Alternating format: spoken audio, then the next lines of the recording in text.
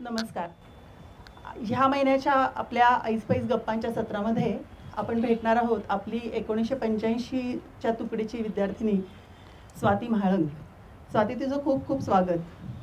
आत्ता मी म्हटलं तसं की स्वाती ही आपल्या 1985ची विद्यार्थिनी, पण त्यानंतर पुढे तिनं जे जे केलं ते आज आपल्याला अर्थातच समजून घ्यायचं आहे आणि त्यासाठीच आपण भेटलो आहोत. अगदी थोडक्यात सांगायचं तर स्वातीनं पत्रकारितेच्या जवळजवळ सर्व प्रांतांमध्ये यथेच्छ मुसाफिरी केलेली आहे. लेखिका, पत्रकार, उत्तम निवेदक, अत्यंत चांगली अनुवादिका, व्याख्याती, वक्ती अशा अनेक भूमिकांमुळे ती सगळीकडे प्रसिद्ध आहेच. तुम्ही कदाचित तिचा आवाज अनेक वेळेला आकाशवाणीवरून ऐकलाही असेल. तर अशी ही आपली धडाडीची पत्रकार स्वाती, तिचं पुन्हा एकदा स्वागत करते आणि आज तिच्याशी गप्पा मारून आपल्याला तिचा प्रवास समजून घ्यायचा आहे. कारण माझ्याकडे खूप मोठा तिचा काय म्हणूया आपण बायोडेटा आहे, परंतु तो नुसता वाचून आपल्याला तिच्या अचीव्हमेंट्स कळतील. परंतु मला मुख्यतः याच्यामध्ये रस आहे स्वाती, की आपल्या सगळ्या ऐकणाऱ्यांना तुझा हा प्रवास आपण उलगडून सांगूया.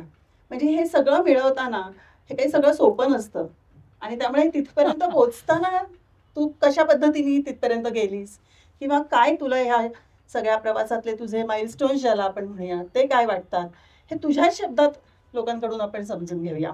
ठीक आहे. स्वातीने आतापर्यंत जवळजवळ 8 पुस्तकं प्रकाशित केली आहे. ती प्रोग्रेसिव्ह एज्युकेशन सोसायटीच्या अभ्यास मंडळावरती सदस्य आहे.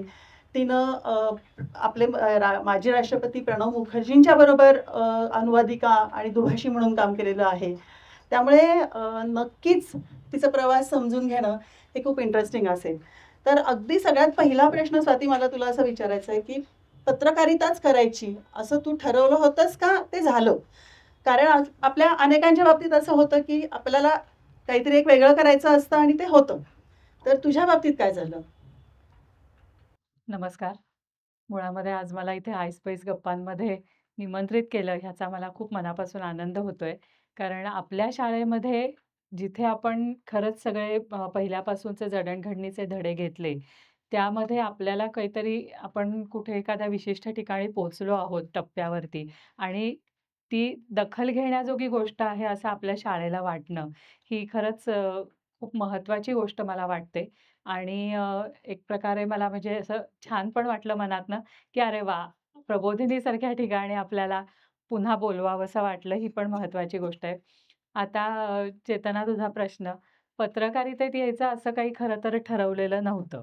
आणि मुळात माझ्या आईची मनापासून इच्छा होती, की मी डॉक्टर व्हावं आणि प्रबोधिनीत तशी माझी वाटचालही व्यवस्थित चाललेली होती. पण मला लिहायला मनापासून आवडतं. आणि मी म्हणजे शाळेत होते तेव्हापासून लिहीत होते. मला आठवतं मी 3रीत होते तेव्हा माझी पहिली कविता प्रकाशित झाली एकता मासिकामध्ये आणि त्या कवितेचं नंतर मग पुढे सातत्याने म्हणजे ते होत राहिलं आणि मला आठवतं की आप्पांनी त्या कवितांचं खूप कौतुक केलेलं होतं. आणि एकदा त्यांनी मी 6वीत असताना माझी कविता प्रकाशित झाली, तर तेव्हा त्यांनी मला शाळेतून बोलवून घेतलं होतं. हा मला एक अनुभव आठवतोय म्हणजे लक्षात आहे माझ्या, आठवण आहे ती. की त्यांनी मला बोलवून घेतलं होतं आणि मला तेव्हा खूप भीती वाटली होती, की संचालकांनी आपल्याला कशासाठी बोलवलं? आणि मी गेले त्यांच्या इथे, तेव्हा ते मला म्हणले, "या, या स्वातीताई, किती छान कविता लिहिता तुम्ही."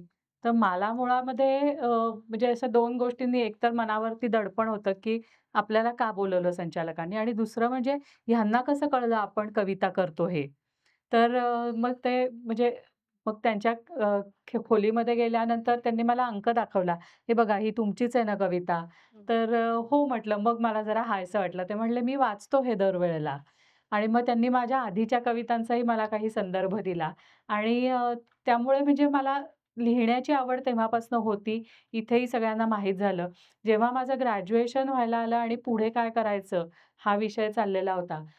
तर मी तेव्हा म्हणजे मी कॉमर्स मध्ये ग्रॅज्युएशन केलेलं आहे आणि त्यावेळेला मी ICWA पण करत होते आणि मनातनं म्हणजे असं एक लक्षात येत होतं, की आपलं मन काही रमत नाही या आकडेमोडीमध्ये.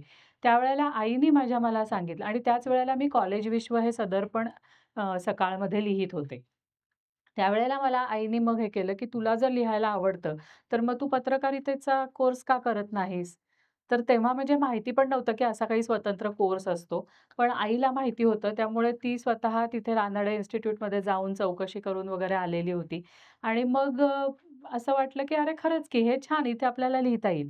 पत्रकारिता म्हणजे काय-काय करायला लागतं हेही तेव्हा फारसं माहीत नव्हतं. पण एक नक्की आहे, की आकडेमोडीपेक्षा आपल्याला ते आवडेल असं मनातनं जाणवत गेलं आणि मग पत्रकारितेला गेले. खरंय. पण म्हणजे ज्या आईला तू डॉक्टर व्हावंस असं वाटत होतं, त्याच आईनी नंतर तुला पत्रकार होण्यासाठी सुद्धा प्रोत्साहन देणं, ही खूप महत्त्वाची गोष्ट आहे. आज आई अगदी आहे तुझी बरोबर आहे. आणि होय, होय. आहे. आणि त्याच्यामुळे खरं आहे म्हणजे त्यामुळे आपल्या समाजाला एक चांगली पत्रकार त्यामुळे मिळाली असं म्हणूया. आणि मग तू पत्रकारितेमध्ये खूप गोष्टी केल्यास बरोबर? हो. तर सुरुवात कशी झाली? म्हणजे तुझं ग्रॅज्युएशन पत्रकारितेमधलं पोस्ट ग्रॅज्युएशन झालं आणि मुळामध्ये मी मगाशी म्हटलं तसं मी कॉलेज विश्व लिहीत होते.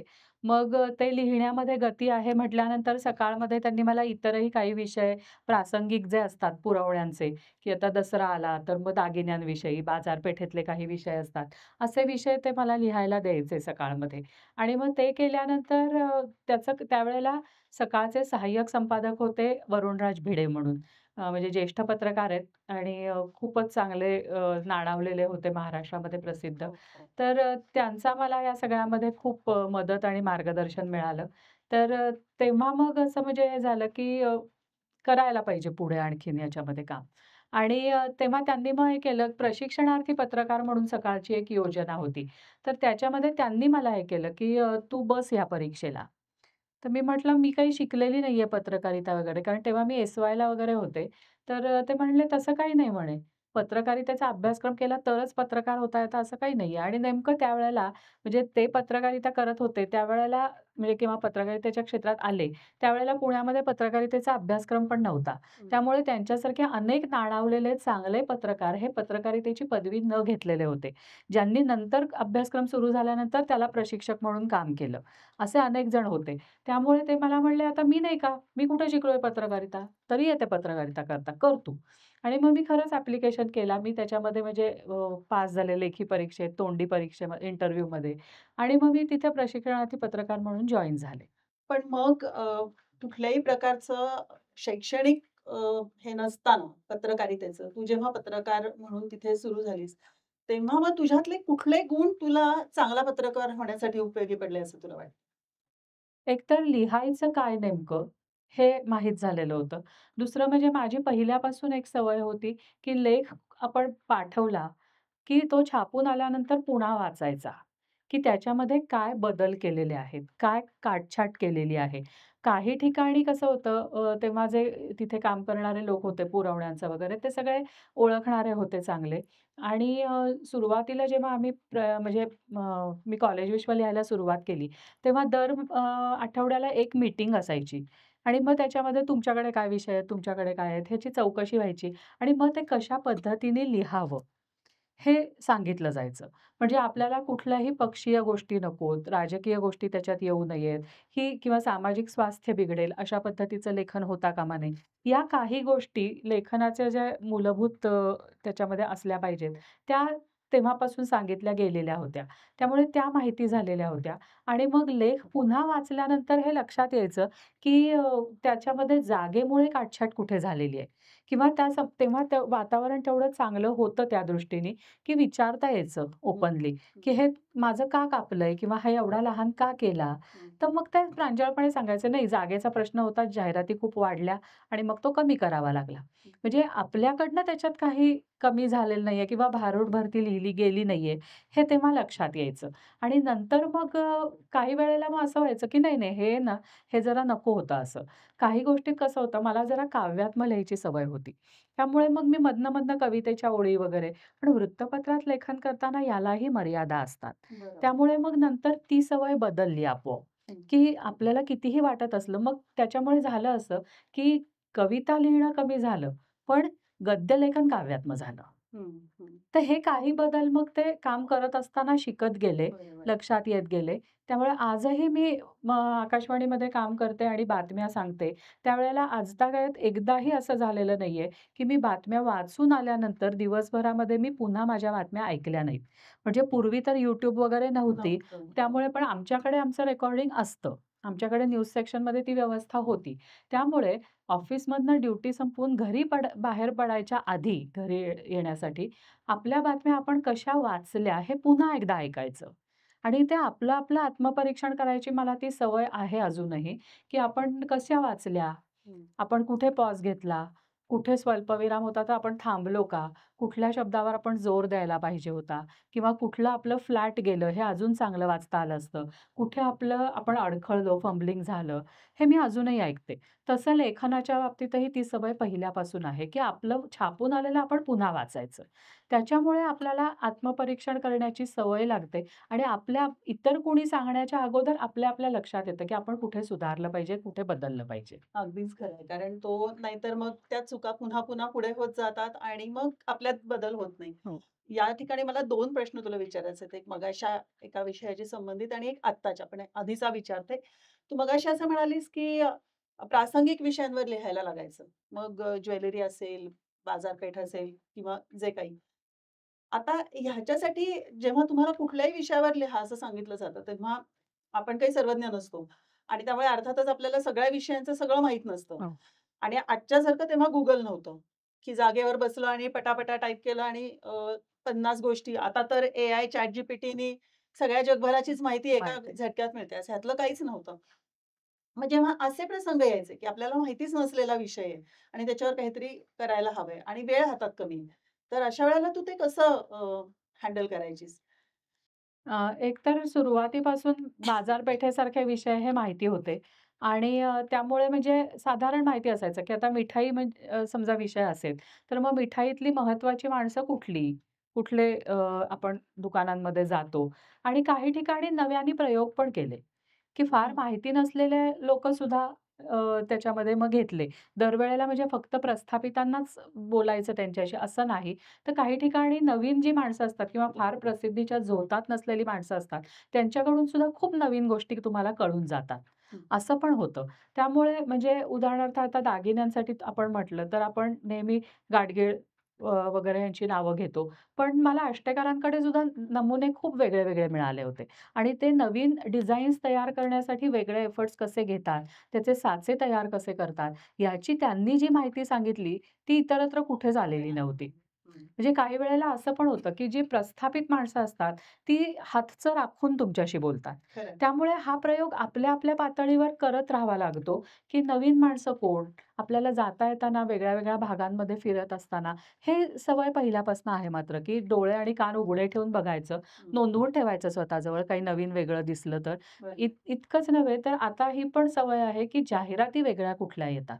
हं. जाहिरातींची कॉपी जी असते, बरोबर. ही त्या प्रॉडक्टविषयी सगळ्यात म्हणजे पत्रकारितेत असं म्हणतो, की दॅट इस द कॉस्टलीएस्ट प्रॉडक्ट. बरं. जाहिरात हे. बरं. कारण मॅन्युफॅक्चररनी त्याच्यामध्ये कोट्यवधी रुपये ओतलेले असतात त्याच्याकडे ग्राहक यावेत म्हणून. त्यामुळे त्याचं द बेस्ट जे असतं ना, ते तो तिथे देण्याचा प्रयत्न करतो. खरं. त्यामुळे त्याच्याकडे लक्ष असतं, की ह्यांचा फोकस कशावर आहे. मग कोणी असं आता मोतीवाले लागू म्हटलं, तर त्या मोतीवालेच आहेत. पण त्यांचा मोती हा नंबर 1 चाच समजला जातो, उत्तम असतो. हं. मग नंबर 1 चा असतो म्हणजे वेगळं काय असतं? बरोबर. मग त्याच्या क्वालिटी चांगली आहे हे शोधण्याची मेजर्स कुठली त्यांची? हे खोलात जाऊन तुम्ही जसं-जसं माहिती करून घेता, हं. तसं ते म्हणजे तुम्ही ते लोकांपर्यंत पोहोचवू शकता. म्हणजे आपली उत्सुकता पण एक सतत अगदी बरोबर. जागृत जागी ठेवावी ठेवावी लागते. लागते अगदी आणि खरं त्याच्यावर सतत काम करत आणि राहावं दुसरं लागतं. म्हणजे एक कायम लक्षात ठेवायला लागतं, की हा विषय माझा नाही, असं म्हणता येत नाही.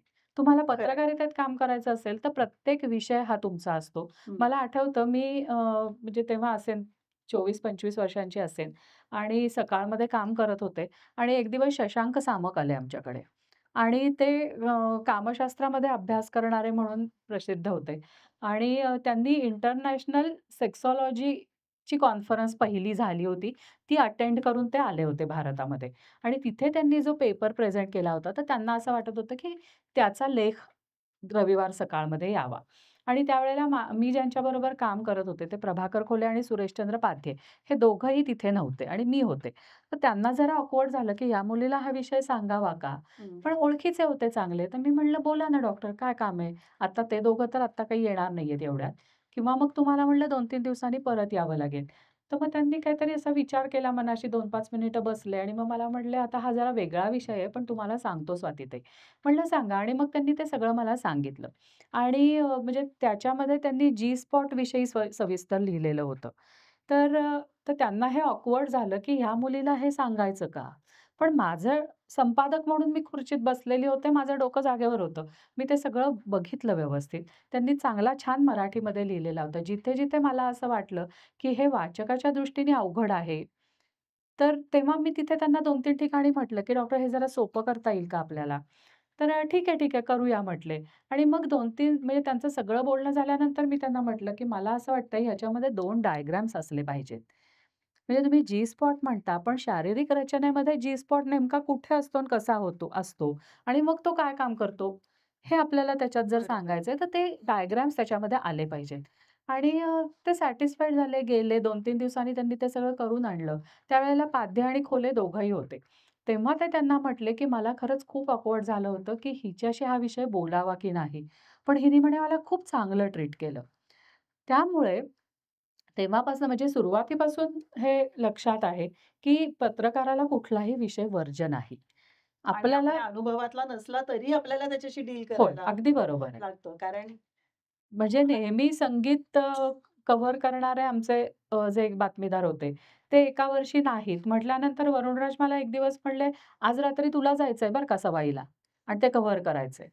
आता ठीक आहे, थोडंसं गाण्याची बॅकग्राऊंड आहे, गाणं समजतं. गाणं गाण्यापेक्षा गाणं ऐकण्याचा कान चांगला आहे.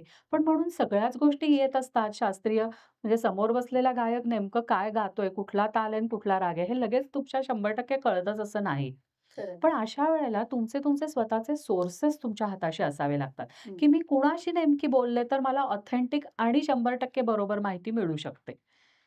पत्रकाराचं खरं. हेही एक काम आहे, की जसं मला कुठलाही विषय वर्ज्य नाही, तसं कुठल्याही विषयात काम करणारी यंत्रणा मला माहिती पाहिजे आणि ती माझ्या हाताशी पाहिजे. हं. हे खूप महत्वाचं आहे आणि त्यामुळे ते ऑथेंटिकेशन करून घेणं आणि त्याचं महत्त्व समजून किंवा त्याच्यात स्वतःला कमीपणा न वाटणं, की हे मला कळत अगदी नाही तर खरं. मी कोणाकडून तरी बरोबर. समजून घेतलं पाहिजे. दुसरा विषय आकाशवाणीबद्दल तू बोललीस, की वृत्तनिवेदन करून झाल्यानंतर तू पुन्हा-पुन्हा ते ऐकतेस. पण आम्हाला हे नेहमी म्हणजे आता आकाशवाणीवरती वृत्त निवेदन करणारे जे असतात, त्यांना पत्रकार म्हणता येतं. म्हणजे ते वृत्त निवेदन करतात. असंच अ, आम्हाला माहिती आहे. मग त्यांना पत्रकार का म्हणायचं? म्हणजे तू पत्रकार असून वृत्त निवेदनामध्ये का? हां, याचं सांगते. म्हणजे एकतर श्राव्य माध्यम आहे म्हणून त्याच्या अनुषंगाने निवेदक हे पद दिलेलं असतं, वृत्तनिवेदक हे. पण मुळामध्ये इथे तुम्हाला काम करायचं असेल, तर त्याची एलिजिबिलिटी किंवा त्याच्यासाठी जी पात्रता आहे, तीच पत्रकारितेचा अभ्यासक्रम पूर्ण केलेला असणं ही आहे. त्यामुळे आणि लोकांना असं वाटतं, की आम्ही वृत्तनिवेदन करतो म्हणजे जाऊन आम्ही बातम्या वाचतो. हो, म्हणजे तर असं नाहीये. तो आमच्या कामाचा एक भाग आहे. आम्हाला मुळामध्ये म्हणजे 7:10च्या बातम्या जेव्हा तुम्ही ऐकता, तेव्हा पहाटे 5 वाजता आमची ड्युटी सुरू झालेली असते. आणि पहाटे 5ला तिथे जाऊन मुळामध्ये बातम्या काय आलेल्या आहेत ह्या पाहणं, त्याचं अनुवाद करणं, ट्रान्सलेशन, म्हणजे त्यातल्या बातम्या निवडणं, निवडलेल्या बातम्यांचा अनुवाद करणं, अनुवाद केल्यानंतर त्या कॉपीज एडिट करणं व्यवस्थित, संपादन करणं त्याचं आणि मग त्याचं बुलेटिन कंपाईल करणं, तयार करणं. ह्या सगळी प्रोसेस करावी लागते आणि मग त्यातला शेवटचा भाग असतो, की तुम्ही बातम्या वाचणं. म्हणजे आम्ही 3 जण पहाटे काम करत असतो आणि त्यातला 1 जण जाऊन बातम्या वाचतो. हो. आम्हाला खरंच आत्तापर्यंत सगळ्यांना असं वाटत होतं, की वृत्तनिवेदन म्हणजे तयार काहीतरी हातात येतं. आणि नुसत्या बुलेटिन तयार करणं हे सोपं नसतं ह्याच्यासाठी, की तुमच्याकडे आत्ताच्या ह्यानी जर बघितलं, तर तुमच्याकडे रोज 4 ते 4.5 लाख शब्द येत असतात, हो. बातम्यांच्या स्वरूपामध्ये. आणि 10 मिनिटाच्या बातम्या जेव्हा तुम्ही वाचता, तेव्हा आयडियल स्पीड जो सायन्सनी गृहीत धरलेला आहे, त्याच्यानुसार म्हणजे ह्याच्यात कसोटी कुठे असते, की मी नुसती वाचून भागत नसतं. ऐकणारी जी कोट्यवधी माणसं असतात, आत्ताच्या मितीला म्हणजे आमचे जे प्रसार भारतीतर्फे सर्व्हे केले जातात दर 3 महिन्यांनी, त्याच्यानुसार आत्ता महाराष्ट्रातली रोज 1,10,00,000 माणसं प्रादेशिक बातम्या ऐकतात. हं. ही 1,10,00,000 माणसं जी असतात, त्या लोकांच्या सगळ्यांची बौद्धिक पातळी, आकलनाची क्षमता ही अर्थातच भिन्न असते. आणि मुळामध्ये एकदा समोर वाचलं जाणारं किंवा कानावर पडणारं आपण किती क्षमतेने ऐकतो, हं. याला प्रत्येकाची क्षमता वेगळीच असते म्हणजे त्याची. त्यामुळे मिनिटाला 100 ते 110 शब्द तुम्ही वाचणं, हे सगळ्यात आयडियल स्पीड आहे. बरं. म्हणजे मी वाचते, समोरचे लोक ऐकतात. ते ऐकत असतात त्याच वेळेला ते विचार करून त्यांच्या मनातनं ते मेंदूपर्यंत पोहोचतं हं. आणि त्यांना त्याच्या अर्थाचा बोध होतो. बरोबर. त्यांना अर्थाचा बोध होण्यासाठी जर जास्त वेळ गेला, तर माझी पुढे 4 वाक्य वाचून झालेली असतात आणि खरं. मग त्यांना त्याची लिंक लागत नाही. बरोबर. त्यामुळे त्यांना ते त्याच क्षणी कळावं, या दृष्टीने आकाशवाणीमध्ये भाषेवरही आम्हाला खूप परिश्रम घ्यावे लागतात. माध्यमातल्या भाषांमध्ये तिन्ही माध्यमं, प्रिंट, ऑडिओ, व्हिज्युअल या तिन्हीची भाषा वेगळी असते. हो. मी तिथे येणारच हां. आहे. तर आणि त्यामुळे आम्हाला हे पथ्य पाळावं लागतं, की 10 मिनिटाच्या बातम्या जेव्हा मी वाचते, तेव्हा मला त्याच्यामध्ये मी जास्तीत जास्त 1200 ते 1245 शब्द वाचू शकते. हं. त्याच्यामध्ये जर इतर कुणाचा व्हॉइस कास्ट असेल, तर तेवढा वेळ त्यातनं वजा करावा हं, लागतो, हं. की 1 मिनिटाचा व्हॉइस कास्ट आहे म्हटल्यानंतर माझं स्क्रिप्ट हे मला 1100 ते 1140 शब्दांचंच ठेवावं लागतं. बरोबर. त्यानुसार महत्त्वानुसार बातम्या निवडणं आणि त्यात कंपाईल करणं म्हणजे तुम्ही प्रिंट मीडियामध्ये काम करता ते त्या मानाने खूप सोपं आहे. कारण 16 पानं हाताशी असतात. हं. 16 पानांमध्ये साधारणतः जो म्हणजे ह्याचा काय म्हणायचं प्रपोर्शन असतं जाहिराती आणि मजकूर हं. या दोन्हीचं, ते 45% मजकूर असतो त्याच्यामध्ये हो. आणि उरलेल्या जाहिराती असतात. त्यामुळे तुम्हाला 45 45% मजकूर मजकूर म्हणजे 55% जाहिराती. जाहिराती असतात. बरं. त्याला इलाज नाही. याचं कारण असं आहे, कारण त्याचं अर्थकारण त्याच्यावरती असतं. हो. नुसतं ऐकताना आपल्याला ते ऑड वाटतं. पण तुम्ही आत्ता जो पेपर ₹5 ला घेता, त्याच्यामध्ये जर 55% जाहिराती ठेवल्या नाहीत, तर तो पेपर तुम्हाला ₹11.30 ला घ्यावा लागेल. हं. म्हणजे वाचकाची क्रयशक्ती किती आहे आणि त्याच्या आवाक्यात असावं, या दृष्टीने हे प्रपोर्शन बघावं लागतं. बरोबर. somebody has to pay for हां. it. तर त्यामुळे म्हणून ते प्रपोर्शन असं असतं. त्यामुळे पण 45% मजकूर द्यायचा म्हणजे खेळायला भरपूर जागा जागा असते असते. तुम्हाला. खरं. तरीही आम्हाला संपादकांकडनं असं हे ऐकायला लागलेलं आहे अनेकदा. आमच्या इथे सकाळमध्ये ही पद्धत होती एक. थोडं विषयांतर होतंय पण सांगते हा अनुभव, की आमच्याकडे बापू गोखले म्हणून पूर्वी संपादक होते. बापू म्हणजे मोहनचे वडील. तर ते अत्यंत क्रिटिकली म्हणजे पेपर बघायचे. तर नंतर सुद्धा ते निवृत्त झाल्यानंतर रोजचा अंक त्यांच्या घरी जायचा आणि बापू रोज वाचून अंक खोडून द्यायचे. म्हणजे बरं. लाल पेनाने त्याच्यावरती कुठे अनावश्यक मजकूर आलेला आहे, कुठे शब्द चुकीचा वापरला, कुठे एडिट करणं शक्य होतं, हा असा लालेलाल केलेला अंक दुपारी 1 वाजता त्यांच्याकडनं पुन्हा ऑफिसमध्ये यायचा आणि तो आल्यानंतर तो संपादकांकडे जायचा आणि मग त्यांनी काय-काय खोडलंय काय हे बघून संपादक त्याच्यावरती असे एरो करून लिहायचे. म्हणजे त्यांनी जर अशा खालचा पॅरा समजा खोडलेला असेल, की अनावश्यक आहे म्हणून, की तो एडिट व्हायला पाहिजे होता. तर संपादक त्याच्यावरती नोट पाठवायचे, याचे पैसे उपसंपादकांच्या पगारातनं वसूल करावेत का जाहिरातीच्या दराने? अशा पद्धतीची टिपणं त्याच्यावर यायची आणि मग ते आमचं म्हणजे रोजचं हे असायचं, की बापूंचा अंक आला, आपल्या बातम्या किती आहेत त्याच्यात आपण केलेल्या? किती असायच्या गं? नाही, एक 2-3, 2-3 बघितलेल्या आहेत मी. हां. पण नंतर गेलं ते. त्यामुळे म्हणजे म्हणजे तो एक मोठं चॅलेंज असेल ना, की रोजच्या रोज आपल्याला हो. बापूंच्या ह्याच्यात लाल सापडता कामा पेनातून नये कचाट्यात. अगदी सुटायचं. बरोबर आहे, अगदी बरोबर आहे. त्यामुळे ती नंतर सवय लागत गेली चांगली आणि मला अभिमान वाटतो या गोष्टीचा. मी जेवढी चांगली लेखक आहे, त्याच्यापेक्षा क्रिटिकल जास्त चांगली संपादक आहे. हं. म्हणजे कुठल्या ह्याच्यात काय नको, हे मला लक्षात येतं लगेच अगोदर. लक्षात येतं. हां. त्याचा उपयोग मला आकाशवाणीमध्ये काम करताना झाला.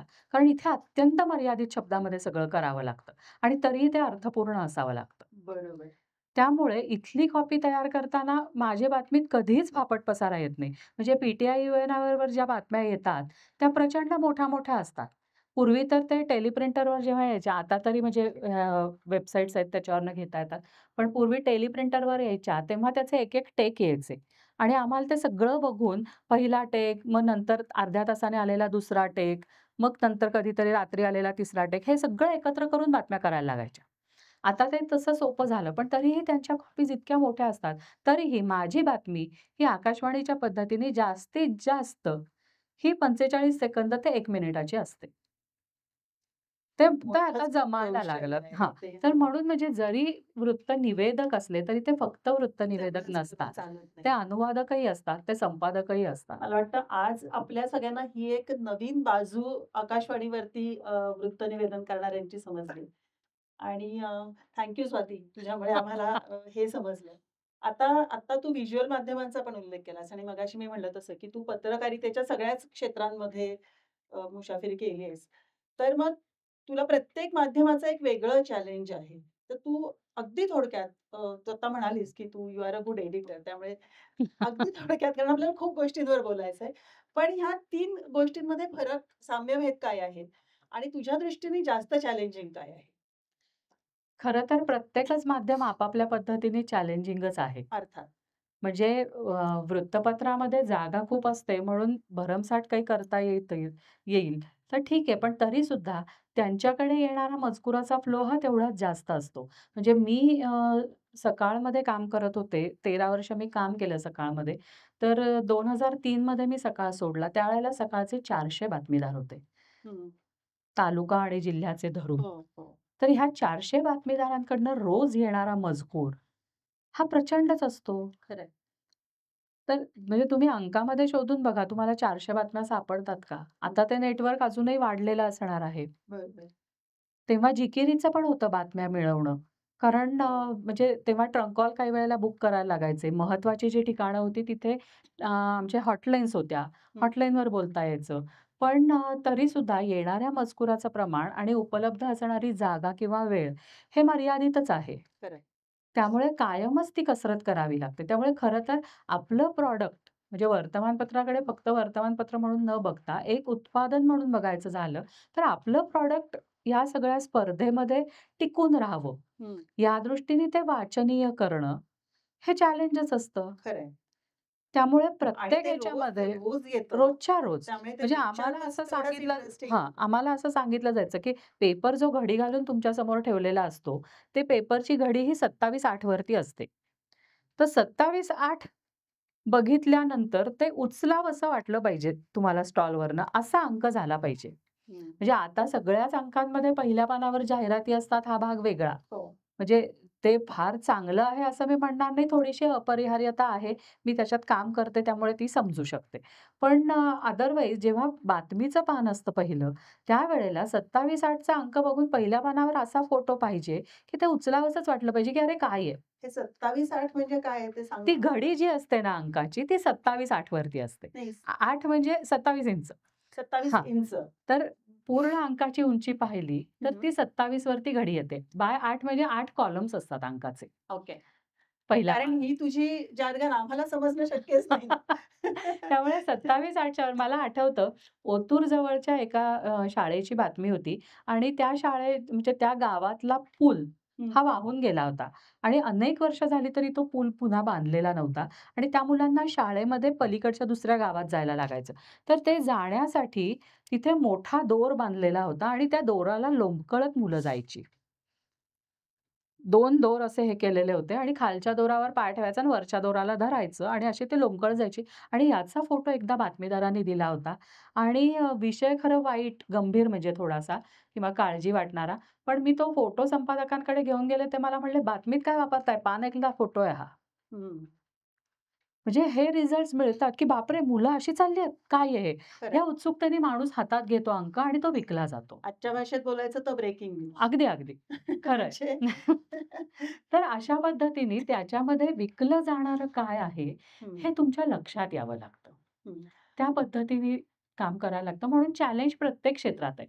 आकाशवाणीमध्ये आम्ही काम करतो, तर 5 हेडलाईन्स पहिल्या द्यायच्या. म्हणजे 10 मिनिटाला साधारणतः 4 किंवा 5 हेडलाईन्स द्यायच्या, असं आमचं एक हे असतं. तर त्यामध्ये त्या हेडलाईन्स काय द्यायच्या आणि त्या कुठल्या शब्दात द्यायच्या, हं. ऐकाव्याशा वाटल्या पाहिजेत, हे चॅलेंज असतं. आमचे एक संपादक होते नितीन केळकर म्हणून. केळकरांनी एकदा हेडलाईन केली होती विधिमंडळाचं अधिवेशन सुरू झालं होतं. तर पहिली हेडलाईन अर्थातच ती होती विधिमंडळाचं अधिवेशन सुरू.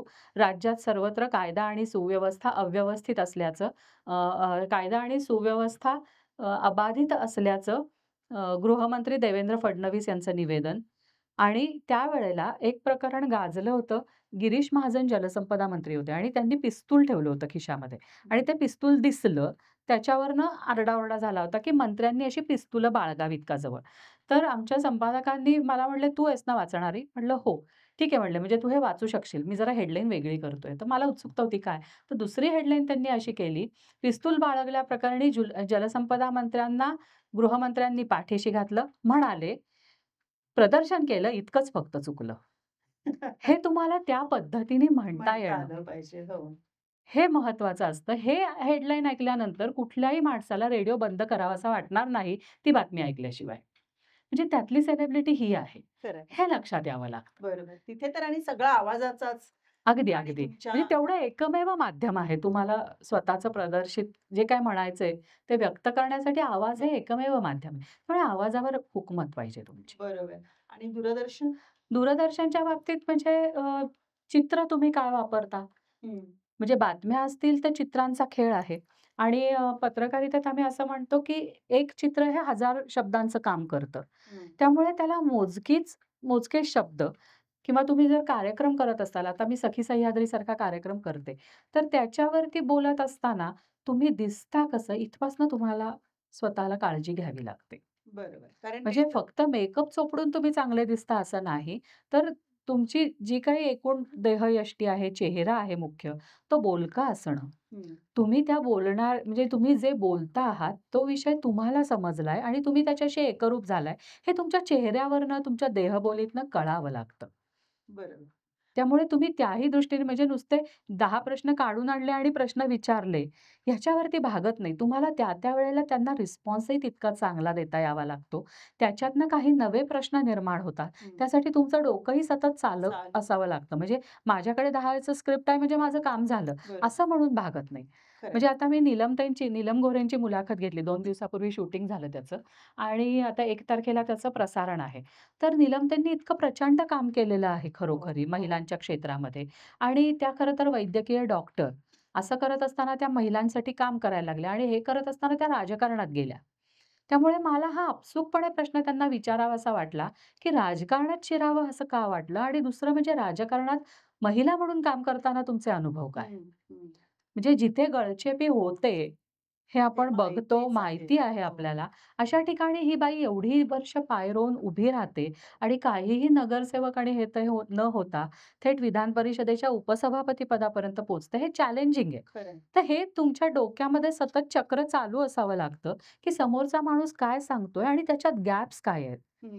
त्याच्यात माझ्या उत्सुकतेचा म्हणजे मी असते, ती हजारो लाखो प्रेक्षकांची प्रतिनिधी असते. बरोबर. मी फक्त स्वाती महाळंक नसते. स्वाती महाळंक मी तेव्हा असते जेव्हा मी तो प्रश्न माझ्या डोक्यात जे त्या भावना येत असतात, कळत असतात, तो मी शब्दबद्ध करून त्यांच्यापर्यंत पोहोचवते. बरोबर. त्यामुळे प्रत्येक मा माध्यमामध्ये तितकंच चॅलेंज आहे आणि त्याच्यासाठी तुम्ही सजग असणं एवढा एकमेव उपाय आहे त्याच्यावर. खरं पण तरी पण ह्या 3 पैकी तुझं आवडीचं माध्यम कुठलं? मला स्वतःला आकाशवाणी जास्त आवडतं. कारण आकाशवाणी मला जास्त चॅलेंजिंग वाटतं. ह्या दृष्टीने, की मी म्हटलं तसं, की दूरदर्शनवर तुम्ही दिसत असता. तुम्ही प्रिंट मीडियामध्ये लिहिता तेव्हा लेखक म्हणून तुमची एक प्रतिमा वाचकाच्या मनात निर्माण होत असते. ते त्याच्यापुरतं मर्यादित असतं. त्यातले काही वाचक तुम्हाला भेटतात, हजारो लाखो भेटतही नाहीत. म्हणजे पूर्वीची जी ती एक हे होती उक्ती, "कवी तो आहे कसा आननी." ती हो. उत्सुकता अजूनही लोकांना असते, असतेच. की लेखक नेमका आहे कसा? आता सोशल मीडियामुळे ते जरा सोपं झालं. तुम्हाला ॲक्सेसिबिलिटी वाढली आपली. पण आकाशवाणीमध्ये तसं नाहीये. हं. आकाशवाणीमध्ये तुम्ही साडी नेसली आहेत का ड्रेस घातलाय का तुम्ही वेस्टर्न घातलंय काही कोणाला कळत नाही. तुम्ही बोलता कसे एवढ्यावरती लोक तुमची प्रतिमा मनामध्ये तयार करत असतात. जे काही म्हणायचंय त्याच्यासाठी एक आणि एकमेव माध्यम तुमच्या हातात असतं ते म्हणजे आवाज. तुमचा आवाज. आणि वृत्तनिवेदनात तर तुम्हाला रिटेक किंवा ह्यालाही काही नाही ते संधी लाईव्ह नसते असतं, ना, ते तर लाईव्ह असतं. त्यामुळे तेही एक हो, मोठंच अगदी बरोबर. चॅलेंज आहे. म्हणजे तुमचा 10 मिनिटं दम श्वास टिकणं हो. आणि तुमची शब्दांवर हुकूमत असणं. असणं, स्क्रिप्ट चांगलं असणं, त्याबरोबरीने तुम्हाला प्रेझेंटेशन चांगलं करता येणं. करताय. म्हणजे तुम्ही आत्ता भारताला वर्ल्ड कप मिळाला म्हणून बातमी वाचता आणि त्याच्या पुढची बातमी ही निधनाची असल्यानंतर तुमचा आवाज हा खाली यावाच यावाच लागतो, लागतो. की तुमच्या पहिल्या 2 शब्दांमध्ये लोकांना हे लक्षात येतं, अरे काहीतरी गंभीर बातमी, वाईट बातमी सांगतेय बरं का. हं, हं. तर मग हे ते लक्षात यावं अशा लागतं. प्रकारचं हे जे व्हॉईस मॉड्युलेशन हो. ह्याच्यासाठी काही वेगळं ट्रेनिंग किंवा असं काही घेतलंय किंवा का हे मी स्वतः स्वतंत्र असं ट्रेनिंग नाही घेतलं, पण ऐकत राहणं, हं. हे त्याच्यावरचं खरा सगळ्यात चांगला पण उपाय आहे. तू आता लोकांची अशी ट्रेनिंग्स घेतेस ना? हो, म्हणजे होय. तू लोकांना आता हे असं शिकवतेस ना, शिकवते की हे आता. होय, कसं करायचं किंवा होय. तर मग तेव्हा काय म्हणजे अनुभव येतो तुला? लोकांना हे हवं असतं का? नाही, का म्हणजे लोकांना हे हवं का असतं आणि हे म्हणजे मुळात काय सांगते, की तुम्ही माध्यमामध्ये काम करता, ह्याचं लोकांना औत्सुक्य आणि आकर्षण प्रचंड असतं. असतं? कारण ग्लॅमरचं क्षेत्र आहे हं. आणि तुम्हाला सहज इतर मोठ्या लोकांपर्यंत, जिथे सर्वसामान्य माणसाला सहज जाता येत नाही, अशा ठिकाणपर्यंत आपण सहज पोहोचतो पत्रकार. याचं आकर्षण खूप असतं आणि प्रसिद्धी मिळते लगेच. हो. पण ती प्रसिद्धी इतकी सहजासहजी सोपी नाहीये. नसते. हो. त्याच्यासाठी हे जे काही एफर्ट्स घ्यावे लागतात, हे सांगितल्यानंतर मग लोक प्रतिक्रिया व्यक्त करताना हे अवश्य सांगतात, सांग. की "अरे बापरे! हे एवढं असतं हे माहिती नव्हतं माहिती बरं का आम्हाला." असं. खरंय. तू आता मोठ्यांपर्यंत सहज पोहोचण्याचा हे विषय केलास, तर मला तो एक तुला विचारायचंच आहे, की तू खूप, खूप मोठ्या म्हणजे अगदी राष्ट्रपतींइतक्या मोठ्या पदाच्या लोकांबरोबर सुद्धा वावरली आहेस किंवा आता तू म्हणालीस, की प्रणव मुखर्जींबरोबर तू अनुवादिका म्हणून हो. किंवा त्यांची दुभाषी होय, म्हणून काम केलेस. तर काय होता हा अनुभव? किंवा एकूणच म्हणजे आता हे पुन्हा पत्रकारितेपेक्षा थोडंसं वेगळं आहे. होय. म्हणजे एक नॉर्मल पत्रकारिता आपण ज्याला म्हणतो, की 4 ठिकाणच्या बातम्या घेणं, त्या आपण प्रोसेस करणं आणि लोकांपर्यंत पोहोचवणं. याच्यापेक्षा अशा पद्धतीचं काम काहीतरी वेगळं आहे. तर होय. मग तो अनुभव म्हणूनही सांग आणि ह्याच्यामध्ये वेगळं स्किल किंवा वेगळं चॅलेंज काय असतं?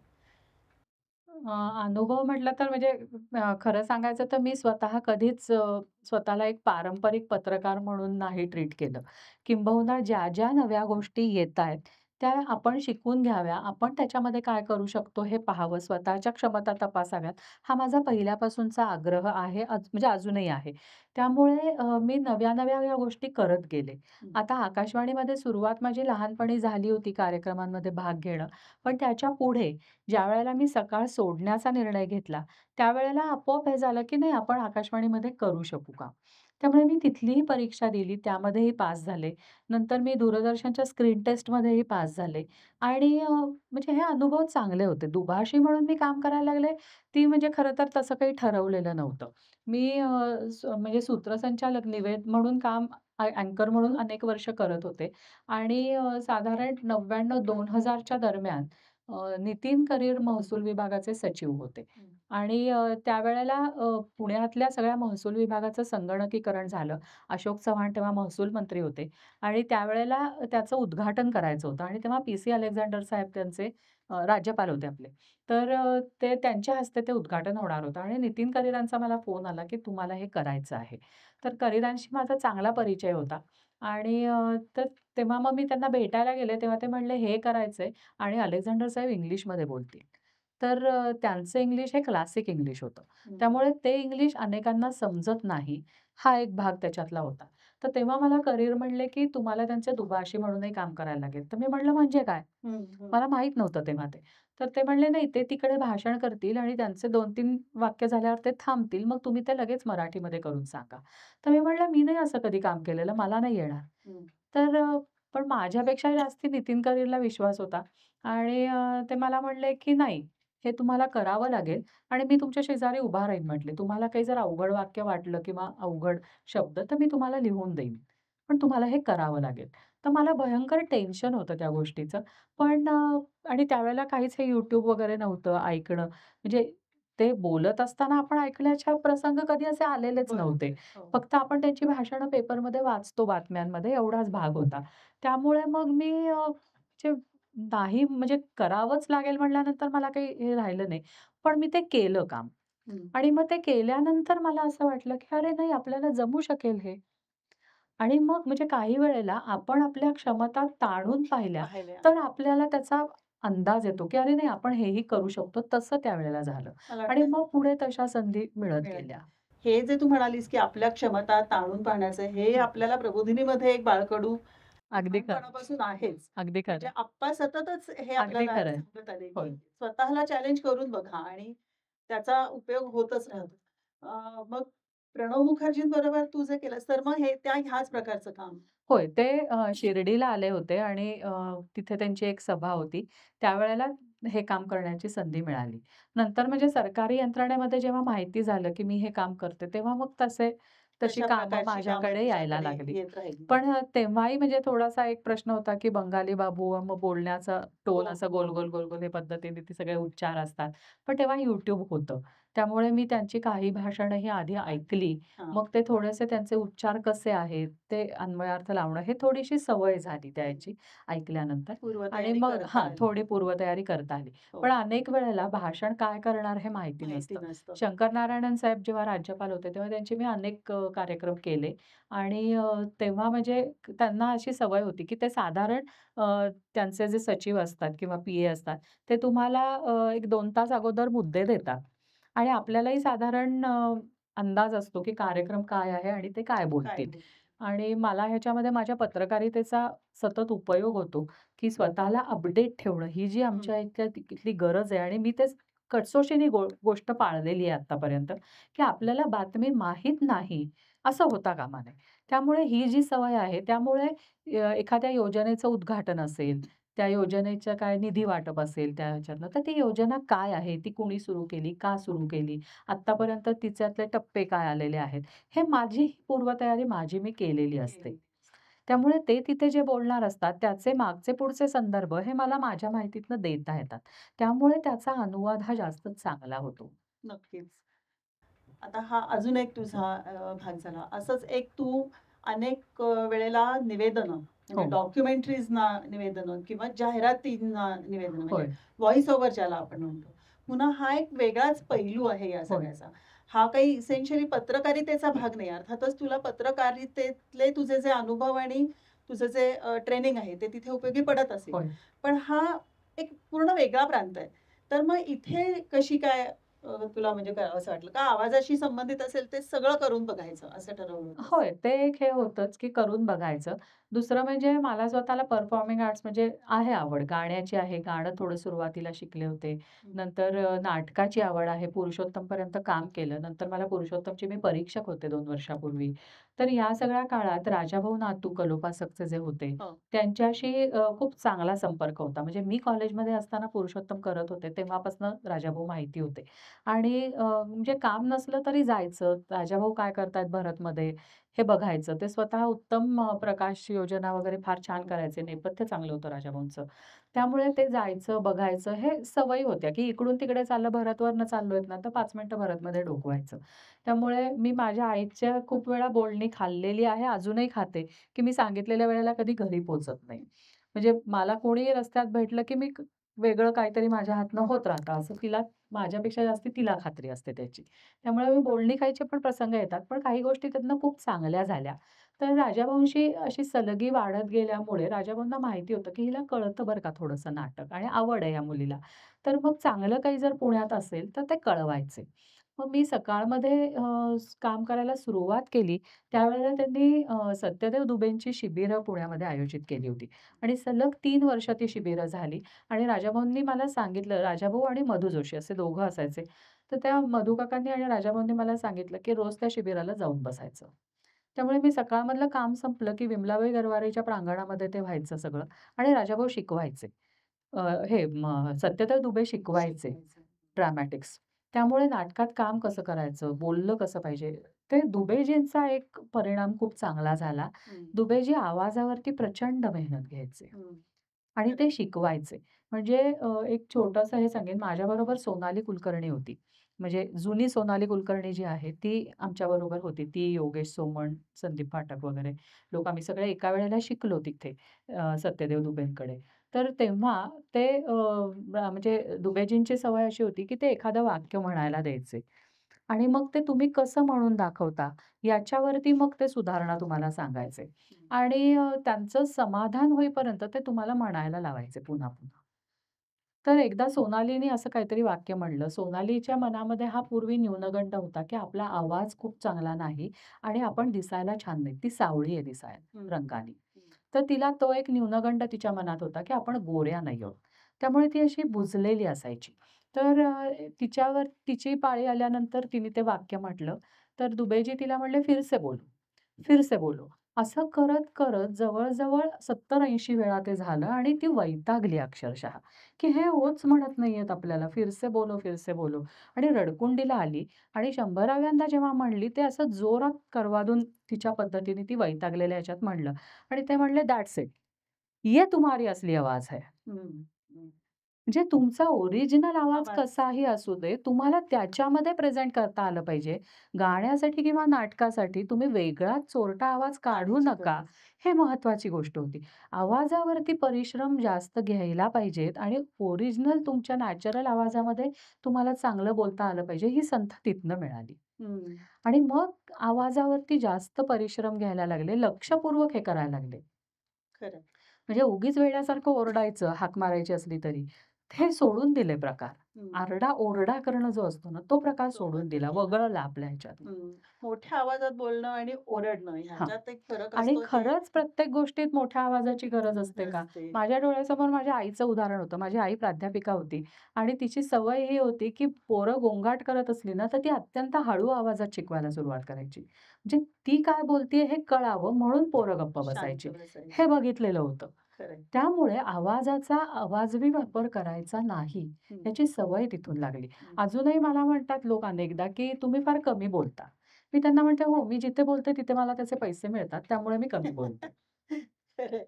आपण खूप म्हणजे काय म्हणायचं एक्स्ट्राव्हॅगन्स आहे हा. आवाज आपण खूप वापरतो. वापर. वेड्यासारखा त्याचा गैरवापर करतो, अनावश्यक वापर करतो. तो टाळणं आणि आहे त्याचा जास्तीत जास्त चांगला प्रभावी उपयोग कसा करायचा, हे तुमच्या लक्षात आलं, की आवाज हे तुमच्यासाठी शस्त्र होतं. खरंय. शस्त्रच काय म्हणजे ते तुमचं काय म्हणतात त्याला तेच तुमचा रिसोर्स ॲसेट आहे. आहे. ॲसेट तेच आहे तो. तुमचं अगदी असेट खरं आहे. आहे. अगदी खरं आहे. त्याच्यामुळे ते तसं. आता सोनालीच्या उदाहरणाच्या वेळेला तू असं म्हणालीस, की ती सावळी होती. ती रूढार्थाने सुंदर नव्हती. तिचा आवाज थोडा मला म्हणजे मी कुठे गेले ह्या सगळ्यामध्ये तुला सांगते, की पुन्हा म्हणजे बघा अजूनही आपण मुलींच्या सगळ्या त्याच ट्रेडिशनल कंडिशनिंगमध्ये राहतो आणि अ, आपण सगळे कुठले ना कुठले तरी असे कॉम्प्लेक्सेस हे करून राहतो आणि आपल्यासारख्या अ, शिकलेल्या घरांमधल्या मुलींमध्ये सुद्धा जर असं होत असेल, तर ज्यांना काहीच मिळत नाही अशा बायकांचे तर प्रश्न खूप वेगळेच आहेत. आणि तू तुझ्या या सगळ्या पत्रकारितेमध्ये बायकांचे प्रश्न, महिलांच्या चळवळी ह्या सगळ्यांवरती पण खूप अभ्यास केलास. तर तो सगळा करतानाचा तुझा अनुभव कसा होता? अ, ते सगळं करतानाचा अनुभव म्हणजे मला स्वतःला जागं करणारा अनुभव होता असं मी म्हणेन. हं. की आपण स्वतः इतक्या सुरक्षित, संरक्षित कोशामध्ये वाढलेला असतो, की बाहेरचं जग असं आहे, हे कळायला सुद्धा खूप वेळ जातो. खरंय. आणि जेव्हा ते दिसायला लागतं ना, तेव्हा मी असे धक्क्यावर धक्के पचवलेले आहेत अक्षरशः. आणि अनेकदा मला असं वाटलेलं, की "अरे बापरे! अशी सुद्धा जगतात माणसं." हं. एखादं त्यामुळे उदाहरण सांग ना. मी म्हणजे तुला प्रत्यक्ष त्यासाठी तिथे कधी जाण्याची होय, होय. वेळ आली मी असेल आणि बचत गटांच्या महिलांसाठी काम केलं आणि मुळात मायक्रो फायनान्स त्यातनं कसा निर्माण झाला, सूक्ष्म वित्त ही संकल्पना कशी आली, त्याच्यातनं बचत गट कसे उभे राहिले, त्याची चळवळ कशी झाली, या सगळ्याचा मी जवळ-जवळ 3-3.5 वर्ष फिरून अभ्यास केला आणि राज्याच्या कानाकोपऱ्यात फिरले. त्याच्यानंतर माझं त्याच्यावरचं पुस्तक प्रकाशित झालं, कहाणी बचत गटांची म्हणून आणि हे करत असताना महिलांचे प्रश्न हे मला सुरुवातीपासून म्हणजे खूप जवळचा आणि जिव्हाळ्याचा विषय वाटलेला आहे. मी सकाळमध्ये असताना सुद्धा महिलांच्या विषयांवर खूप लिहिलं. महिलांसाठीची सदरं लिहिली, म्हणजे वेगळ्या-वेगळ्या क्षेत्रात उल्लेखनीय काम करणाऱ्या नामवंत महिलांवर मी लिहिलं. हं, तसं कुणाच्या खिचगणतीतही नसतात अशाही महिलांवर मी लिहिलं. हं. म्हणजे उदाहरणार्थ मी किल्लारीच्या भूकंपाच्या वेळी किल्लारीला गेले होते. भूकंप झाला त्याच्या दुसऱ्या दिवशी आमचं 11 जणांचं पथक किल्लारीमध्ये होतं आणि शरद पवार होते मुख्यमंत्री त्यावेळेला. प्रवीण परदेशी तेव्हा मुख्य सचिव होते आणि ह्या दोघांचं काम मी जवळनं बघितलेलं आहे. म्हणजे मी हाडामांसाचे म्हणजे काय म्हणायचं कोसळलेल्या घरांच्या ढिगाऱ्याखालनं बाहेर येणारे तुटलेले, मोडलेले हात आणि हाडामांसाचा चिखल मी बघितलेला आहे स्वतः. काय भयंकर वाटलं असेल ना भयंकर गं? चित्र आहे आणि त्यानंतर जे काही झालं, की त्यानंतरच्या 1 वर्ष 6 महिन्यामध्ये या मराठवाड्याच्या भूकंपग्रस्त भागातनं पुण्या-मुंबईकडे येणाऱ्या महिलांचा ओघ खूप वाढला. हो. विधवा असतील, परित्यक्ता असतील, अनाथ महिला असतील, हं. या मोठ्या संख्येने पुण्यासारख्या शहरामध्ये आल्या, त्या दिसायच्या म्हणजे कळायचं. अनेक वेळेला अनेक बायकांना असं की घरातल्या लोकांनी हाकलून दिलं, नवरा गेला, सगळं लुबाडलं जे काही होतं ते त्यांच्या वाट्याचं पण आणि मग काय करायचं? तर पोटापाण्यासाठी त्या इथे आल्या. तर अशा काही बायका ह्या सकाळ ऑफिसच्या मागे शनिवारवाड्याचा जो फुटका बुरुज वगैरे आहे, त्या बुरुजाच्या भिंतींना लागून त्या फुटपाथवरती बसायच्या. आणि त्यावेळेला त्या तिथे एक वातीचा स्टोव्ह आणि एखादी पिशवी, एखादा डब्बा असं काहीतरी घेऊन त्या बसलेल्या असायच्या. आणि हे मजूर अड्ड्यावरचे तिथे मजूर अड्डा पण हो, जवळ होता. हो. मजूर अड्ड्यावरचे जे मजूर संध्याकाळी कामं करून परत यायचे, त्यांना झुणका भाकरी करून द्यायच्या त्या तिथे. हं. ₹3 ला 1 भाकरी आणि झुणका असं मी तिथे बघितलेलं आहे हे बायका. ह्या बायकांच्या मुलाखती सुद्धा मी लिहिलेल्या आहेत अन्नपूर्णा म्हणून. आपल्याकडे पूर्वी आघाडा दुर्वा विकायला बायका हो, यायच्या. हो. या बायकांवर मी लिहिलेलं आहे. पुन्हा हरताळक्याच्या मूर्ती ज्या करतात, त्या आता मोल्डमधनं करतात. पूर्वी जेव्हा मोल्ड फारसे हातांनी. नव्हते साचे, तेव्हा करणाऱ्या बायका खूप होत्या. मी अशा बायकांवर लिहिलं. मी उदबत्त्या वळणाऱ्या बायकांवर लिहिलं. हं. तर मग तुझा त्यानंतर अनुभवांचा विश्व त्यामुळे असं होय, होय. खूप आणि नंतर म्हणजे दारूबंदी जेव्हा सरकारने असं हे केलं, की ज्या ग्रामपंचायती दारूबंदीची मागणी करतील, तिथे आम्ही दारूबंदी लागू करणार. असा जेव्हा निर्णय सरकारच्या त्यावेळेला मी राज्यातल्या जवळ-जवळ 22-23 जिल्ह्यांमध्ये फिरले होते, अशा ग्रामपंचायती शोधून. बरं. त्यावेळेला पुण्याजवळ राजगुरुनगरच्या एका राजगुरुनगर ग्रामपंचायतीच्या इथे मी गेले गावात एका. त्यावेळेला मला त्या सरपंचबाईंना भेटायचं होतं. ठरवलेलं होतं, की भेटायला जायचं. कमलताई त्यांचं नाव. तर मी घरात जाऊन बसले आणि अंधार होता म्हणजे हे लावलेले होते, कंदील लावलेले होते आणि नाही मी बसले तिथे लाईट्स होते आणि 10 मिनिटं झाली, 15 मिनिटं झाली, त्या काही बाहेर येईनात. तर मला जरा प्रश्न पडला. मी त्या बायकांना बरोबरच्या विचारलं, "का नाही येत आहेत?" त्याही एकमेकींकडे बघायला लागल्या. काहीच बोलेनात. "नाही, त्या आत बसल्यात, त्या आत बसल्यात." शेवटी मी 10-15 मिनिटांनंतर मी मनाचा हिय्या केला आणि दार उघडलं आणि आत गेले. तर आतमध्ये हे होतं, एक कंदील लावलेला मोठा आणि त्याच्यामध्ये त्या म्हणजे हे होता पलंग होता लाकडी, त्याच्यावरती त्या बसल्या होत्या आणि अशा मुसमुसत होत्या. तर मी त्यांना म्हटलं, "येऊ का कमलताई?" तर त्यांनी नुसतंच माझ्याकडे बघितलं.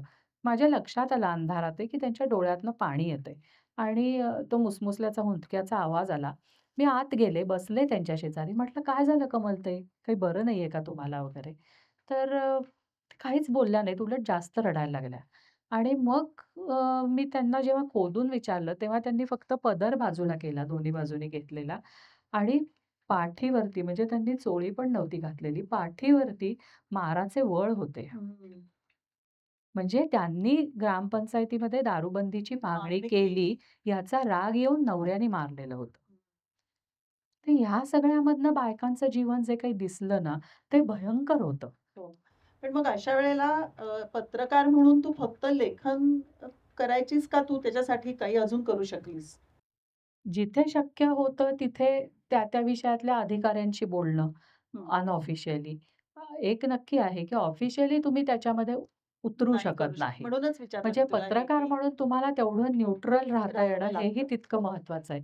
लेखनाच्या माध्यमातनं आजही मी तसं करते. लेखनाच्या माध्यमातनं जे करता येईल, मांडता येईल ते मांडते. जिथे शक्य असतं, जिथे असं लक्षात येतं, की संवेदनशील आहेत अधिकारी, काही गैरफायदा घेणारे नाहीत, तिथे त्यांच्या कानावर विषय घालायलाही मागे-पुढे बघत नाही. कारण किंवा काही नाहीच. वेळेला अशी पत्रकं घेऊन येतात. इथे महापालिकेपाशी लोकं ह्याला बसतात, उपोषणाला बसतात हो. आणि त्यांच्याकडे पाहणारं कोणी नसतं. महापालिकेच्या दृष्टीने, तिथल्या अधिकाऱ्यांच्या दृष्टीने हा रोजचा भाग आहे, की बरोबर. रोज कुठलीतरी संघटना उठते आणि 2-4 कार्यकर्ते तिथे उपोषणाला बसतात.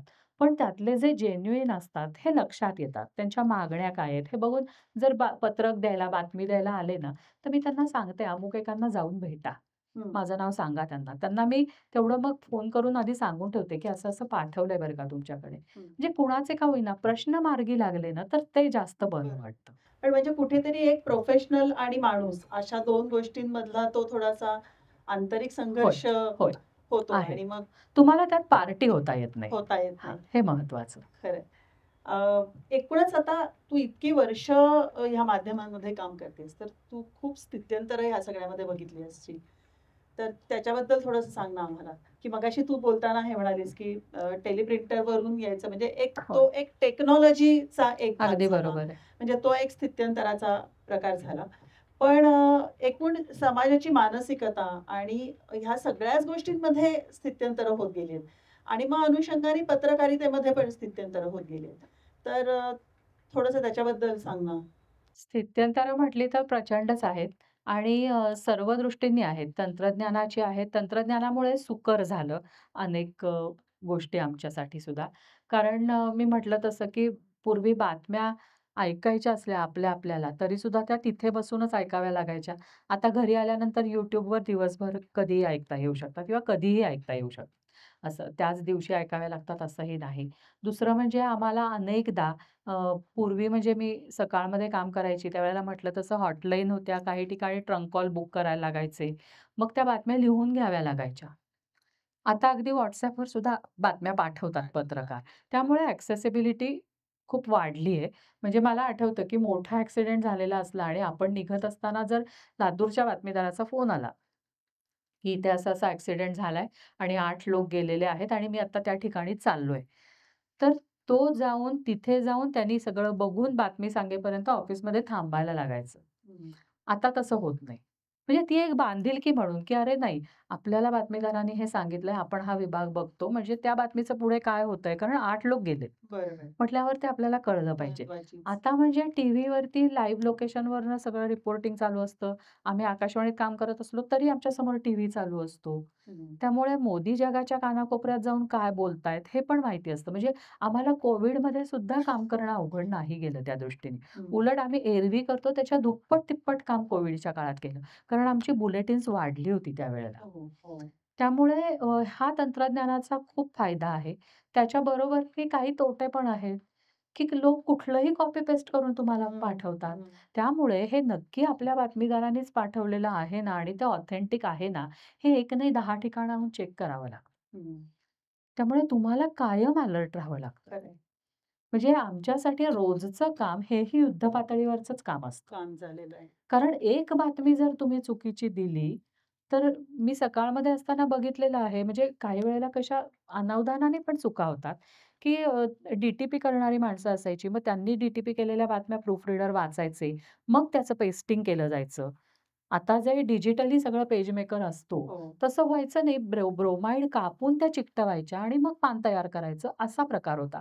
त्यावेळेला एकदा एक छोटंसं हे सांगते, बैलपोळ्याची बातमी आमचे तळेगावचे बातमीदार घेऊन आले आणि फोटो वगैरे आणले त्यांनी, की बैलपोळ्याला बैल कसे छान सजवलेले वगैरे आणि ती छान चौकटीमध्ये बातमी लावली, बैलांचा फोटो लावला आणि त्यांनी लिहिलं होतं, की बैलपोळ्यानिमित्त बैलांना झुली घालून, बाशिंग बांधून सजवण्यात आले होते आणि त्यांची मिरवणूक काढण्यात आली. छायाचित्र जाधव गुरुजी. म्हणजे ते जे तिथले स्थानिक छायाचित्रकार होते, त्यांचं नाव त्याच्यामध्ये होतं, कंसामध्ये लिहिलेलं छायाचित्र जाधव गुरुजी. आणि दुसऱ्या दिवशी बातमी व्यवस्थित लागली, पानं तपासली, सह्या झाल्या त्याच्यावर आणि बातमी छापून आली, तेव्हा अंकात आलेलं होतं, की म्हणजे कसं काय झालं माहिती नाही, पण छायाचित्रात जाधव गुरुजी. बैलाचा फोटो आणि छायाचित्रात जाधव गुरुजी. असं छापून आल्यानंतर म्हणजे हवाकच झाला तो, की बापरे! हे कसं झालं? खरं कसं काय आलं ते? मुद्रा राक्षसाचं हां. विनोद. आणि त्यावेळेला म्हणजे त्याची दुसऱ्या दिवशी दिलगिरी व्यक्त केली, पण त्याच्या अगोदर 11:30-12:00 वाजता तिथनं 2 टेम्पो आले तळेगावहून आणि त्यांनी सकाळची होळी केली खाली आवारामध्ये. नॅचरली. हेही अनुभव हो, घेतलेले हो. आहेत. आत्ता झालं काही तर आता मोर्चा घेऊन येतात लोक. खरं आहे. त्यामुळे ह्या सगळ्यासाठी अलर्ट राहायला लागतं. म्हणजे हा बदल जो आहे, तो दोन्ही बाजूनी आहे, पण तुम्हाला सतत अलर्ट राहणं याला पर्याय नाही. तसं मानसिकतेमध्ये पण लोकांचा बदल झालाय. पूर्वी लोकांना अ, विशिष्ट मर्यादित माध्यमांमधनंच बातम्या मिळायच्या किंवा विषय त्यांच्यापर्यंत पोहोचायचे. त्यामुळे त्यांचं त्या माध्यमांवरतीही प्रेम होतं. आता लोक प्रोफेशनल झाले. आता काळजी ही घ्यावी लागते, की लोकांच्या हातात रिमोट असतो. त्यामुळे आपला चॅनल बदलता कामा नाही. हं, त्यांना तिथे खिळवून ठेवता येईल, अशा पद्धतीचं स्टफच तुम्हाला द्यावं लागतं. हं. त्यामुळे पुन्हा एकदा युद्ध पातळीवरच काम काम करायला लागतं. करावंच लागतं. पण मग त्यामुळे हे म्हणजे माहीत नाही आम्ही त्या सगळ्याकडे वाचक म्हणून किंवा प्रेक्षक म्हणून किंवा श्रोते म्हणून अ, हे जे सगळं चालू असतं ना, ह्याच्यात कधी-कधी आम्हाला अरे, हे किती वेळा तेच-तेच दाखवताय? का तेच-तेच आम्हाला पुन्हा-पुन्हा सांगताय? अशी एक मग त्यावेळेला असं वाटत नाही का, की हे अशा पद्धतीने जेव्हा चालू असतं, तेव्हा मग नॅचरली प्रेक्षक म्हणून आम्ही त्याचा चॅनल बदलणारच आहोत. बरोबर आहे. म्हणजे फक्त एक काय होतं, की आता माध्यमांचा सुळसुळाट झाला. म्हणजे आज मी तिला भारतामध्ये जवळ-जवळ 485 चॅनल्स आहेत प्रायव्हेट. आणि ऑथराइज्ड म्हणले तर फक्त आम्ही 2च आहोत. नभोवाणीमध्ये आकाशवाणी आणि दूरचित्रवाणीमध्ये दूरदर्शन. बरोबर. एवढेच आम्ही अधिकृत भारत सरकारचे म्हणून चॅनल्स आहोत. त्यामुळे आमच्यासाठी कोड ऑफ कंडक्ट आहे. हं. आम्ही पुन्हा-पुन्हा त्याच गोष्टी सांगत नाही नाही. ऐकू शकत. प्रायव्हेट चॅनल्सना त्यांना त्यांचा टी-आर-पी टिकवणं आणि त्यांना आजच्या ह्या सगळ्या रॅट रेसमध्ये टिकून राहता येणं. कारण त्यांच्या इन्व्हेस्टमेंट्सही प्रचंड असतात. आपल्याला स्पेक्ट्रम घोटाळा माहिती असतो, पण स्पेक्ट्रम्स खरेदी करताना जे काही कोट्यवधी रुपये त्यांनी लावलेले असतात त्याच्यामध्ये, ते वसूल करण्यासाठी सुद्धा त्यांना त्यांचा प्रेक्षक वर्ग टिकवून टिकवून ठेवणं हे ठेवणं. गरज असते त्यांची. त्याच्यासाठी मग ती ही गिमिक्स हे करतात. म्हणजे आम्ही आयडियली काय करतो, आमचा बातमीदार जो असतो किंवा आमचा निवेदक आकाशवाणीचा असतो, तर तुम्ही जर क्रिकेटची लाईव्ह कॉमेंटरी ऐकली, तर तुमच्या लक्षात येईल, की तो एक 10-15 मिनिटानंतर हे सांगतो, की इंग्लंड इथे सुरू असलेल्या भारत विरुद्ध इंग्लंड ह्या सामन्याच्या मालिकेचं वर्णन आपण आता ऐकतो आहोत. आज दुसऱ्या दिवशी इंग्लंडनी 2 बाद 150 धावांवरून डाव पुढे सुरू केला. आता इंग्लंडचे हे फलंदाज बॅटिंग करतायत, फलंदाजी करतायत आणि आता हा इतक्या ओव्हरमधला हा इतकावा बॉल आपण पाहतो आहोत किंवा ऐकतो आहोत. त्याच्याविषयी मी तुमच्याशी बोलतोय. हे तो सांगतो. पण हे का असतं? तर तू सकाळपासून ऐकत नाहीयेस कॉमेंट्री. बरोबर. तू तासाभरानंतर कॉमेंट्री लावलीस, तरीही तुला अपडेट ठेवणं हे आमचं काम असतं, खरं की काय ऐकतेयस तू नेमकं? भारत-इंग्लंड चाललंय. तू जर क्रिकेटची शौकीन नसलीस, तर माहिती नसेल तुला, की ही मॅच चालू आहे. चालेल. बरोबर. म्हणजे to keep your listener updated ह्याच्यासाठी तो पुन्हा सांगतो. पण तेही किती वेळा सांगायचं आणि कसं सांगायचं ह्याची एक त्याची संहिता ठरलेली आहे. बरोबर. पण मग आता अशी जेव्हा तू म्हणतेस, की ही जी स्पर्धा चालू आहे, की प्रायव्हेट माध्यमांचं एक वेगळं चालू आहे आणि सरकारी माध्यमांना मात्र संहिता आहे. आणि मग ह्या सगळ्यामध्ये कधीतरी असं प्रचंड फ्रस्ट्रेशन येतं का गं स्वाती, की कुठून पडले मी या सगळ्यामध्ये? म्हणजे आपल्याला हे सगळं आवडत असतं, मला हे करायचंय हे मला माहीत होतं आणि मी आले. तरीसुद्धा कधी-कधी अशी सिच्युएशन येते का, की मी का ह्याच्यात आले? असं कधी झालंय का तुझ्या बाबतीत? नाही झालं असं. अरे वाह! म्हणजे ताण तर अनेक वेळेला असतात, अनेक गोष्टींचे असतात. म्हणजे ऑफिसमध्ये काम करत असताना घरचे पण ताण असतात कधी-कधी. नाही अशातला भाग नाही. म्हणजे विसरता येत नाही असं, की घरचं सगळंच सोडून तुम्ही तिथे बसता अशातला भाग नाहीये. पण तरीही सुदैवाने अशी परिस्थिती कधीही आली नाही, की मी या क्षेत्रात कशाला आले. हं. म्हणजे इतरही काही-काही असे गंभीर प्रसंग झाले का? तर झाले, आले. संघर्षही करायला लागला. पण अस्तित्व टिकवण्यासाठी संघर्ष करण्याचं बळही याच क्षेत्राने दिलं. हं. हे मी तितकंच महत्त्वाचं मला वाटतं आणि आनंदाने सांगेन हे. अशी कधीही वेळ नाही आली, की हे सोडून द्यावं किंवा कशाला आलो आपण? असं नाही असंही वाटलं कधी कधी, नाही नाही वाटलं. वाटलं. खरंच नाही. हो, खूप सुदैवी आणि आहेस मला तू. एक महत्त्वाचं त्याच्यामध्ये म्हणजे मला वाटणारं त्यातलं महत्त्वाचं सूत्र असं आहे, की जेव्हा तुमच्या भूमिका स्पष्ट असतात आणि तुमचे हेतू शुद्ध असतात, त्यावेळेला तुम्हाला असं कधी वाटत नाही मनातनं. हं. जेव्हा तुमच्या भूमिका तुम्हाला नेमकं काय करायचंय हे तुमच्या मनाशी स्पष्ट झालेलं असतं. तुमचे स्वतःचे व्यक्तिगत इंटरेस्ट त्याच्यामध्ये काहीही नसतात. नसतात. तुम्हाला त्याच्यातनं स्वतःसाठी काहीही मिळवायचं नसतं. जो काही हेतू असतो तो शुद्ध आणि स्पष्ट असतो. तो इतरांच्या आणि हजारो लाखोंच्या भल्यासाठी असतो. त्यावेळेला हे ताण येत नाहीत किंवा ते ताण आले तरी ते सहन करण्याची शक्ती शक्ती मिळते आपल्याला तुम्हाला. मिळते. असं. खरंय.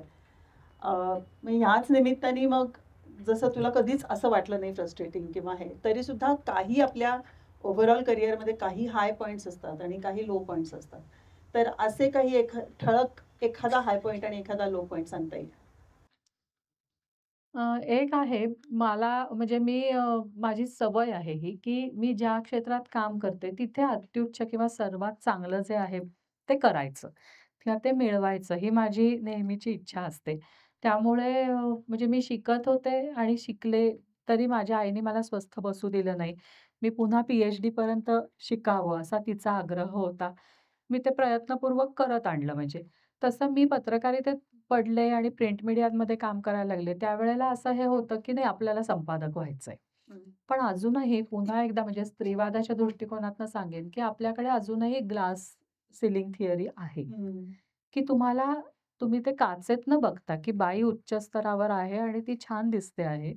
पण तुम्हाला तिथपर्यंत तिला पोहोचू द्यायचं नसतं. हं. मग त्यासाठी अनेक राजकारणं असतात, डावपेच असतात. हेही मी भोगले. हं. पण नंतर-नंतर हे पण लक्षात आलं, की पदावर असलं तरच तुम्ही काहीतरी करू शकता किंवा तुमच्या अस्तित्वाला अर्थ असतो असं नाही. एक नक्की आहे, पदावर असल्याचे काही फायदे नक्की असतात. हं.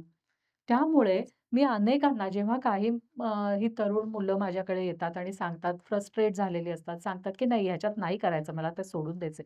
तेव्हा मी त्यांना नेहमी म्हणते, की तुझी ध्येय जर मोठी असतील, व्यापक असतील आणि तुला याच क्षेत्रामध्ये पुढे जाऊन काही काम करायचं असेल, तर सोडण्याचा विचार करू नकोस. हं. तुम्ही चॅनलमध्ये असलात, फ्लोमध्ये असलात ना, तरच तुम्हाला काही गोष्टी करता येतात. खरंय. हातपाय हलवण्याचं स्वातंत्र्य तुम्हाला तेव्हाच राहतं. आणि पर्सिव्हिअरन्स आणि हां, चिकाटी ही तर म्हणजे अगदी बरोबर. कुठल्याही गोष्टीमधली तर महत्वाची त्यामुळे त्या ह्याच्यामध्ये राहूनच करणं. ते करणं. तर त्यामुळे मलाही वाटायचं, की संपादक व्हायचंय आपल्याला. सकाळ सोडल्यानंतर जेव्हा मी हा निर्णय घेतला, की नाही आता आपण पर्मनंट नोकरी कुठेही करायची नाही हं. आणि प्रिंट मीडियामध्ये पण नाही शक्य झालं तर नाही करायची. त्यावेळेला मी हे मनाशी मला माहिती होतं, की आपल्याला मग संपादक नाही होता येणार. पण मी त्यावेळेलाही हे मनाशी म्हणजे अगदी पक्कं हे करून ठेवलेलं होतं, की नाही संपादक होता आलं तरच सगळं करता येईल अशातला भाग नाहीये. किंवा माझ्या हाताखाली 10-20 लोक काम करत असतील, तरच मी मोठी असते, असं नाहीये. माझ्या कामातनं मी दाखवू तू शकते, मोठी. मी कशी आहे किंवा मी काय आहे, बरोबर. असं. आता पी-एच-डी करते असं म्हणालीस, तर काय विषयामध्ये पी-एच-डी करतेस? माझा आकाशवाणी हाच विषय आहे. अरे वाह! बरं, आकाशवाणीच्या माध्यमातून झालेला साहित्य प्रसार बरं. या विषयावरती मी काम करते आता. मग त्याच्यावरचं काम आता संपत आलंय, झालंय. झालंय, झालेलं आहे. बरं, म्हणजे हां. थोड्याच दिवसात होय. आपल्याला डॉक्टर स्वाती महाळंक असं म्हणावं लागेल. त्या डॉक्टरमध्ये फार हे आहे असं नाही. पण आपल्याकडनं एक संशोधन झालं, अभ्यास करायची संधी मिळाली. हा एक आनंदाचा भाग आहे. आणि माझ्या आई-वडिलांची खूप इच्छा होती, की मी तशी डॉक्टर नाही अशी तर अशी अशी डॉक्टर डॉक्टर व्हावीस. व्हावं. नक्की त्यामुळे तुला तेवढं केलं. होईलच लवकरात लवकर. तुला शुभेच्छा. अ, धन्यवाद. आपल्या एकूणच ऐसपैस गप्पांच्या फॉर्मॅटमध्ये एक अशी हे आहे, की प्रेक्षकांना जर काही संवाद साधायचा असेल, बरं. म्हणजे कोणाला जर काही विचारायचं असेल स्वातीला बोला ना. थांब, थांब ती माईक. हो. दोघींनाही प्रश्न आहे की या सगळ्या कार्यक्रमाची तुम्ही तयारी काय केली होती? कारण एकदम कुठेही अडथळा नाही किंवा आता विचार करून मी काही बोलते असं कुठेही आलं नाही. 5 मिनिटं फोनवर बोललो होतो. बरोबर आहे. हे पाहिजे. नाही, नाही. आणि दुसरं म्हणजे आता टाइम्स ऑफ इंडिया सारख्या वर्तमानपत्रात आम्ही जेव्हा वाचतो तेव्हा बऱ्याच वेळा एकच बातमी 3-3 ठिकाणी आलेली दिसते. तर हे कसं काय म्हणजे टाइम्स मध्ये येतं? या थोड्याशा उपसंपादकाच्या डुलक्या म्हणायला पाहिजेत. काही वेळेला असं होतं अर्जंट विषय असेल तर म्हणजे आणि पान 1 ला घेण्याच्या इतका महत्त्वाचा, तर पान 1 ला जेवढी जागा असते त्याच्यामध्ये ती बसवण्यासाठी ते छोटंसं दिलं जातं. खाली लिहिलेलं असतं की कंटिन्युएशन किंवा सविस्तर बातमी ह्या पानावरती. असं चालू शकतं. पण तसं काही नसताना नॉर्मल बातमी जेव्हा 2-3 ठिकाणी येते, मी पाहिलेलं आहे. तुमचं म्हणणं मला मान्य आहे. पण ते म्हणजे उपसंपादकाच्या डुलक्या असतात. प्रत्येक पानाचा एक एडिटर ठरलेला असतो. त्यांच्यामध्ये कोऑर्डिनेशन असणं. म्हणजे आम्ही काम करायचो तेव्हा हे होतं, की तुमचं पान तर तुम्ही बघायचंच, पण इतर कुठली-कुठली पानं लागलेली आहेत, ती पण बघून त्याच्यात कुठल्या बातम्या आहेत, त्याच्यात काही रिपीट झालेलं नाही ना, हे बघितलं जायचं किंवा बघितलं पाहिजे. आता काही गावं जी बॉर्डरवरची असतात, ती म्हणजे तुम्हाला तुळजापूर सोलापूरच्या जवळ म्हणून सोलापूरचाही माणूस मोठं तीर्थक्षेत्र आहे, म्हणून सोलापूरचा बातमीदारही बातमी पाठवतो आणि उस्मानाबाद जिल्ह्यामध्ये येतं म्हणून उस्मानाबादचा बातमीदारही बातमी पाठवतो. अशा रिपिटेशन्स होऊ शकतात, की 2 बातमीदारांनी 2 बातम्या पाठवल्या आणि 2 एडिटरनी त्या संपादित केल्या, तर त्या 2 वेगळ्या पानांवर लागू शकतात. पण याच्यासाठी संपादकांनी दक्ष राहायला पाहिजे आणि त्यांच्यात हे पाहिजे, कम्युनिकेशन पाहिजे तेवढं कोऑर्डिनेशन. काय? तंत्रज्ञानामुळे ते अगदी शोधून बरोबर आहे. खरंच आहे. बरोबर आहे, शक्य आहे. हां, नमस्कार. नमस्कार. खूप छान माहिती मिळाली आणि बऱ्याच गोष्टी माहिती नसतात. तर जसं तुम्ही सांगितलं त्यानुसार आता दूरदर्शन आणि आकाशवाणी हे स्वायत्त संस्था आहेत असं आम्ही ऐकतो. पण कितपत खरोखर स्वायत्तता आहे? म्हणजे उदाहरण द्यायचं झालं तर आज मोदी सरकार 3रं वर्ष आहे. तर विरोधक म्हणतात संघाच्या बातम्या ह्या जास्त येतात. म्हणजे दुसरं सरकार आलं, हो नाही होय जनतेच्या हातात आहे. परंतु तेव्हा ते बंद होईल करायचे. मग खरोखर ते किती स्वायत्त आहे? दुसरं म्हणजे तुम्ही मगाशी स्पेक्ट्रम घोटाळ्याचा उल्लेख केला, तसं मुद्रांक घोटाळा. पण हे जेव्हा पत्रकार एखाद्या संस्थाचे संपादक म्हणून तुम्ही देता त्याच्यावरती तुम्हाला किती पॉलिटिकल खरोखर प्रेशर असतं, म्हणजे आपण जे ऐकतो आणि प्रत्यक्षात तुम्हाला किती तुझा त्रास होतो किंवा किती जावं लागतं? नाही ह्याच्यामध्ये स्वायत्ततेचा मुद्दा जो तुम्ही घेतलात, तर त्याच्यामध्ये तसं आम्हाला बंधन काही नाही, की विरोधकांच्या देऊ नका, सरकारच्याच द्या, असं हे नाहीये. आता कुठलंही सरकार असलं, तर ते आपल्या हातात असलेल्या माध्यमाचा उपयोग करून घेणार, हे मान्य करावं लागतं. पण त्याही ह्याच्यामध्ये ही बातमी का घेतली नाही, अशी विचारणा होत नाही. म्हणजे मोदींच्या 4 बातम्या असल्या, मोदी असले किंवा पुण्यामध्ये सभा आहेत, तर एक 4-5 कार्यक्रम असतात. कुठलाही मोठा नेता हा एका कार्यक्रमापुरता येत नाही. तर मग त्यातल्या कुठल्या कार्यक्रमाला किती वेटेज द्यायचं ह्याचं स्वायत्तता आम्हाला असते. आम्ही ते करू शकतो. त्यामुळे म्हणजे आता राष्ट्रपतींचाही दौरा एका ठिकाणी चालू आहे आणि पंतप्रधानही पुण्यामध्ये आहेत. तर नॅचरली पुण्यामध्ये आहेत आणि पुण्यातनं माध्यम आम्ही चालवतो आहोत. तर पुण्यातली बातमी आम्ही पहिल्यांदा देणार. आम्ही राष्ट्रपतींची दिलीच पाहिजे असं बंधन नसतं. ती जर माझे श्रोते किंवा माझे वाचक यांच्या दृष्टीने फार रिलेव्हंट नसेल, तर मी ती द्यायची का? आणि द्यायची असली तर किती द्यायची? हे ठरवण्याची स्वायत्तता आम्हाला असते. त्यामुळे तशी बंधनं नाहीयेत. आणि एक मी बघितलं काय म्हणजे काय म्हणायचं मी थोडी नम्रपणे पण स्पष्ट सांगू इच्छिते, की लोकांना ही सवय लागलेली असते ओरड करण्याची, की तुमच्या हातात माध्यम आहेत म्हणून तुम्ही कसंही वापरता. संघाच्या बातम्या जास्ती यायला लागल्या. मी समर्थन करत नाही कुणाचंही. मी कुणाच्याही बाजूची नाही. आजपर्यंत 33 वर्ष मी काम करते आहे. पण 33 वर्ष मी कुठल्याही पक्षाचा मी अनेक नेत्यांशी माझी खूप चांगले संपर्क आहेत. म्हणजे उद्या रामदास आठवले जरी मुख्यमंत्री झाले, तर मी आठवले साहेबांशी अशी बोलू शकते, इतका माझा त्यांचा चांगला संपर्क आहे. पण मी कुठल्याही पक्षाचं लेबल माझ्यावर लागू दिलेलं नाही. पक्षात कारण पत्रकार म्हणून माझी ती गरज आहे महत्त्वाची, की मी कुठल्याही पक्षाच्या बाजूने देत नाही. त्या बातमीमध्ये वृत्तमूल्य किती आहे, न्यूज व्हॅल्यू काय त्या बातमीची, हे बघितल्याशिवाय मी बातमी वापरत नाही. त्यामुळे लोकांना ही सवय असते असं म्हणण्याची, की नाही तुम्ही संघाच्या जास्ती बातम्या देता. पण संघ इतकी वर्ष काम करतो. समाजातला एकही घटक असा राहिलेला नाही, जिथे संस्थेच्या माध्यमातनं संघ पोहोचलेला नाही. आजही कुठलीही नैसर्गिक आपत्ती येऊ दे, संघाचे स्वयंसेवक कुठल्याही फायद्या-तोट्याचा विचार न करता तिथे पोहोचलेले असतात.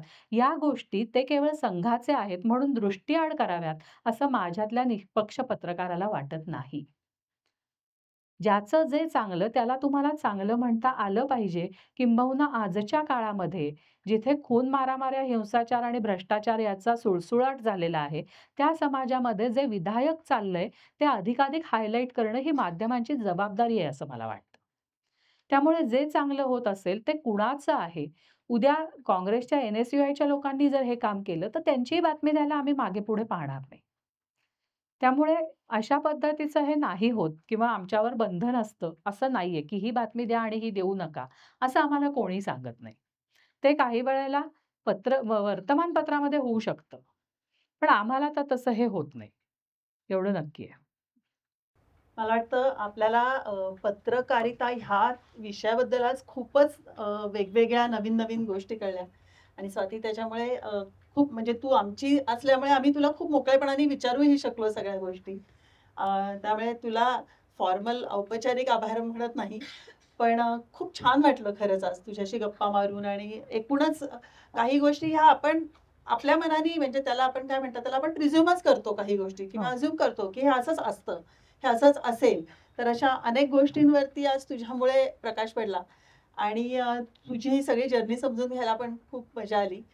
तर सगळ्यांच्या वतीने तुला धन्यवाद म्हणते आणि आपल्या ज्ञानप्रबोधिनीच्या माजी विद्यार्थी मंडळातर्फे तुला ही एक छोटीशी अरे वाह! भेट थँक यू. तुला आवडेल असं हां.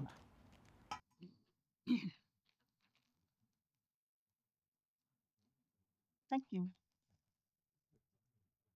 मला स्वतःला पण खूप छान वाटलं आज गप्पा मारताना आणि थोडासा एक स्मरणरंजनाचा अनुभव मिळाला असं म्हणायला पाहिजे, की पुन्हा एकदा आपणच आपल्या मनामध्ये डोकावून पाहणं, आपण नेमका काय विचार करतो आहोत किंवा तेव्हा काय विचार केला हे पुन्हा एकदा आठवणं हे नेहमी छान असतं. कारण पुढे जाताना त्याचा उपयोग होतो. काही गोष्टी चुकलेल्या असल्या तर त्याही त्यावेळेला लक्षात येतात. त्यामुळे हा स्मरणरंजनाचा आनंद दिल्याबद्दल तुम्हाला मनापासून धन्यवाद. Thank you.